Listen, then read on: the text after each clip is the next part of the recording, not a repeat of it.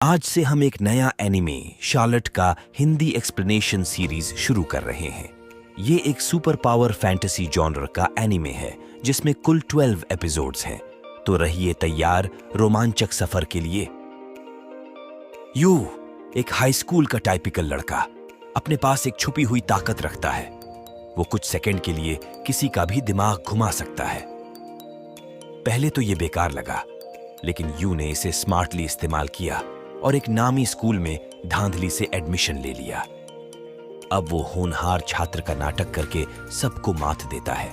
उसके अच्छे नंबर और लुक्स की वजह से हर कोई उसका दीवाना है।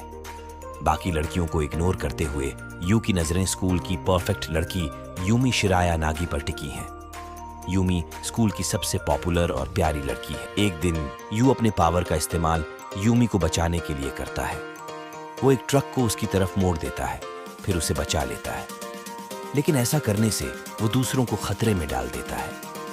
यूमी उसे शुक्रिया कहने के लिए उसके साथ पैनकेक्स खाने के लिए बुलाती है। यूमी से उस मुलाकात के बाद यू को स्टूडेंट काउंसिल रूम में बुलाया जाता है, जहां प्रेसिडेंट उस पर चीटिंग का आरोप लगाता है। यू ने एप्टीट्यूड टेस्ट में पूरे नंबर लाए थे, इसलिए अब उसे दोबारा एग्जाम देना होगा, नहीं तो स्कूल से निकाल दिया जाएगा। यू कमरे में बैठ जाता है और अपना स्कोर साबित करने की कोशिश करता है। वो प्रेसिडेंट को कंट्रोल करके उसके हाथों में अपना पिछला पेपर देखता है, लेकिन वहां सिर्फ कुछ अश्लील तस्वीरें होती हैं। गुस्से में यू उन तस्वीरों को फाड़ देता है। एक दूसरी स्कूल की स्टूडेंट काउंसिल प्रेसिडेंट नाओतो मोरी ये सब कैमरे में कैद कर लेती है और यू की चीटिंग का सबूत जुटा लेती है। पकड़े जाने के बाद भी यू हार नहीं मानता और स्कूल छोड़कर चला जाता है। इस बीच नाओ का साथी जोजिरो ताकाजो अपनी खास टेलीपोर्टेशन वाली पावर से यू को पकड़ लेता है। वो पूरे शहर को तहस नहस कर देता है और आखिरकार यू को पकड़ लेता है।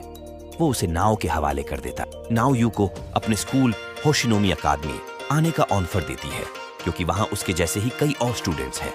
यू मना कर देता है, लेकिन नाओ उसे आसानी से हरा देती है। उसका स्पेशल पावर है किसी एक इंसान को खुद से इनविजिबल बनाना। वो यू को बेरहमी से पिटती है और फिर उसे अपने स्कूल आने के लिए मजबूर कर देती है। घर पहुंचने पर यू की छोटी बहन आयुमी उसका स्वागत करती है। आयुमी उसे बताती है कि उसे स्कॉलरशिप के साथ होशिनोमी अकादमी में ट्रांसफर के कागज मिल गए हैं। अगले दिन दोनों भाई बहन स्कूल के पास ही एक ऊंची इमारत के फ्लैट में शिफ्ट हो जाते। यू एक बार फिर यूमी से मिलता है, भविष्य में एक दूसरे को देखने के बारे में बात करने के लिए।